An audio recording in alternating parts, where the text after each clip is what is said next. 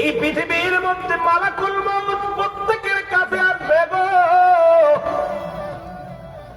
মরণ থেকে পালানোর কোনো পথ নাই, মরণ থেকে পালানোর কোনো পথ নাই।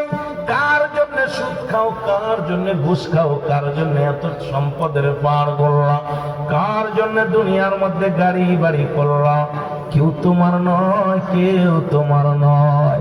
যাদের জন্য ঘুষ খাইলা সে তোমার নয়, যাদের জন্য সুদ খাইলা সে তো তোমার নয়, যাদের জন্য দুনিয়ার মধ্যে কতই না মানুষকে ঠগাইলা, একবার চক্ষু বন্ধ করে দেখো কেউ তোমার নয়, সব তোমার পর। আমি এই জন্য মাঝে মাঝে কথাটাই বলে দিই, এই দুনিয়ার সম্পদ কামাইলা, এই দুনিয়ার সম্পদ খাবে লোকে, তোমার দেহ খাবো পকে। যুবক তো মস্তানি কিসের জন্য করো?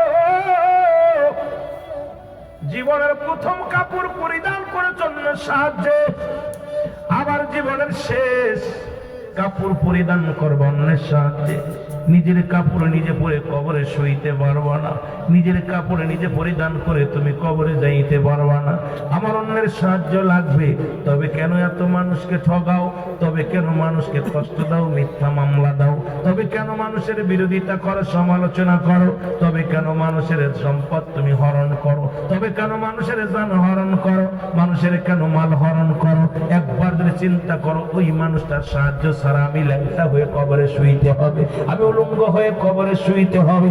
এই চিন্তা যদি তোমার মাথায় না আসে রে যুবক, এই দুনিয়ার মধ্যে কে তোমার বুঝাইবে, কে তোমার আলোচনা করে বোঝানোর ক্ষমতা আছে রে যুবক?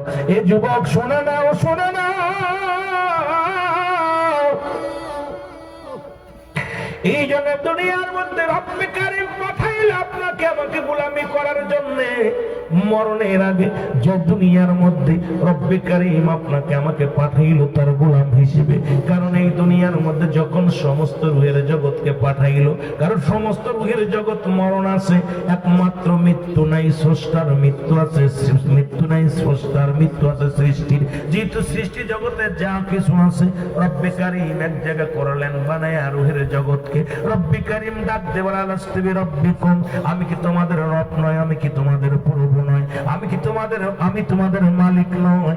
সঙ্গে সঙ্গে সমস্ত রূহের জগৎ, সমস্ত আপনি আমি সবাই কিন্তু কবুল করলাম, বলেছি খালু বালা, স্বীকার করলাম আপনি আমাদের রব, আপনি আমাদের মালিক, আপনি আমাদের প্রভু, আপনি আমাদের আইনদাতা, আপনি আমাদের সৃষ্টিকর্তা।